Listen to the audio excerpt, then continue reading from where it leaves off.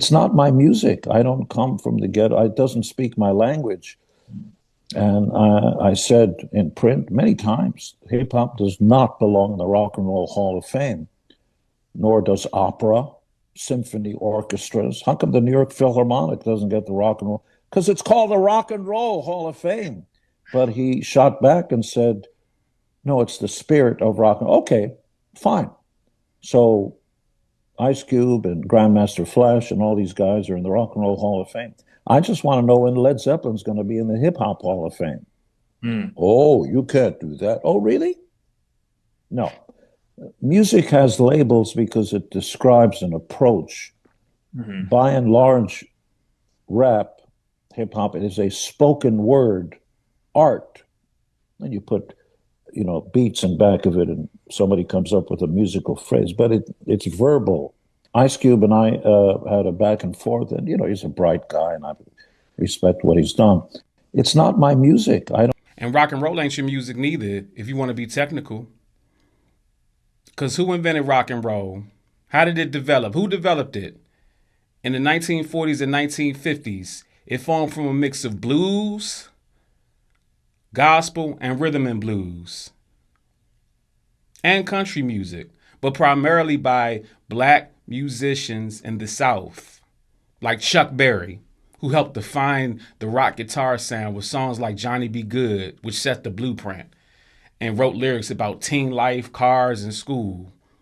And Little Richard, the original Soldier Boy, in a lot more ways than one, who had wild stage energy, screaming vocals, songs like Tutti Frutti and Long Tall Sally, brought the gospel intensity into R&B, or even Sister Rosetta Tharpe.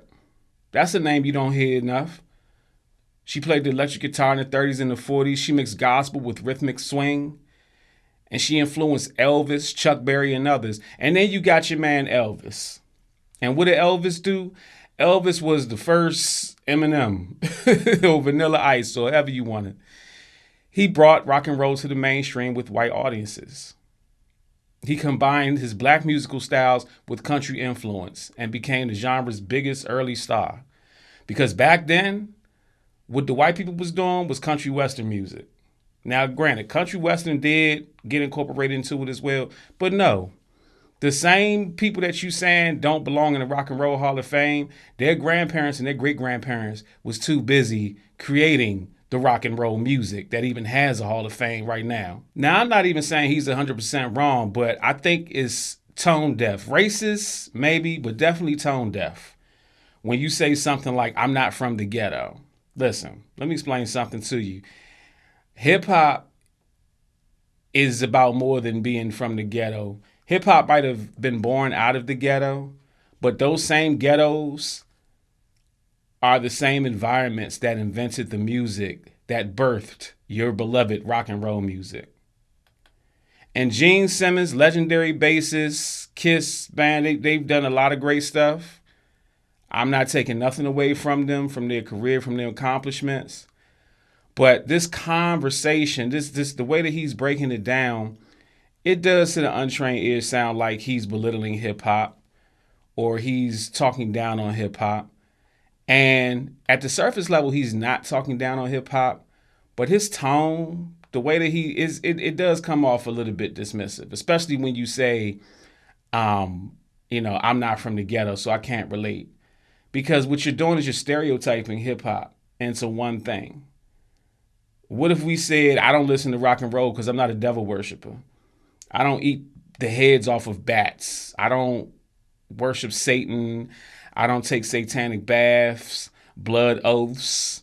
You know what I'm saying? I don't sacrifice animals and lambs and stuff. So how could I possibly listen to rock and roll music? That's dumb. That's really dumb. Or even better, how about if I said something that was true? Like, I don't know how to gentrify a bunch of different music and take it and put it together from a bunch of black artists and then just say that one white artist popularized it and call it my own. So I don't listen to rock and roll. That's a little bit more accurate. I think so. That's a little bit more accurate. Now, the Rock and Roll Hall of Fame, according to my understanding, is not specifically about rock and roll, but more so it's just an overall music hall of fame that's about popular music, which means non-classical. This is the reason why you have all these different genres of music that does get inducted into the Rock and Roll Hall of Fame. That's just my understanding of it, of how it's broken down. And is that wrong? Is that right? I don't know. Now, this is something I do agree with.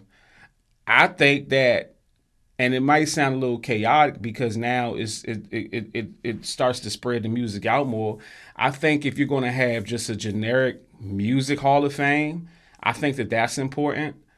Instead of just naming it after one genre, because that one genre does not define the totality of music and what music is and what music is about.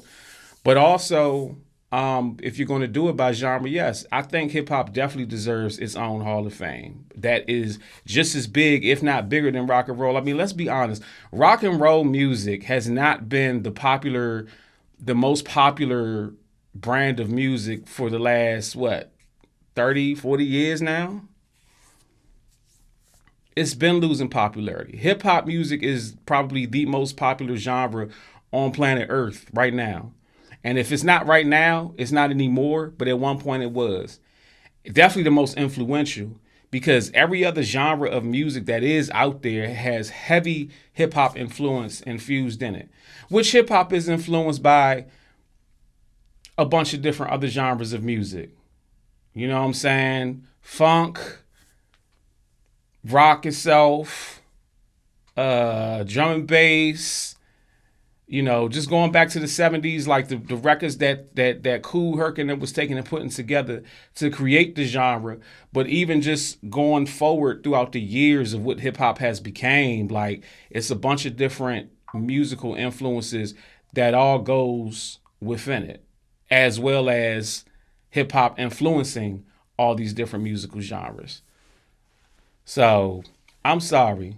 Again, I understand what he's saying, but it's very tone deaf, especially when you consider the fact that y'all's beloved Rock and Roll Hall of Fame was born from black artists.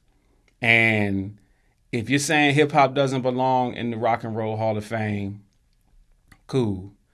But the grandparents and the great grandparents of hip hop definitely belong in the Rock and Roll Hall of Fame.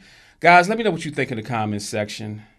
And like and subscribe to this video. Make sure you check out my merch store, and I'll holler at y'all later.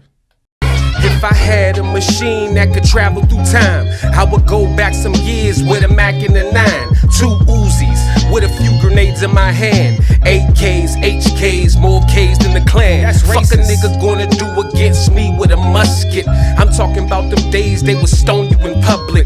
You probably go back in time to meet Jesus Christ. I'd ask Jesus for help to steal Judas Ice. Amen. You got music, you got a business, you got a product or service, but you're not making enough money off of it because you don't have enough exposure. DM or email me right now to get promoted on my platforms. I have 850,000 subscribers on YouTube. I have 460,000 followers on Instagram. I have the following that you want to get seen in front of. I was able to increase the sales of this Amazon book off of a YouTube sponsorship with just 30,000 views. And I was able to give this artist 15,000 views with an Instagram repost in less than 24 hours. So DM or email me at bookingcranklucas@gmail.com right now to get more exposure and more money for your business.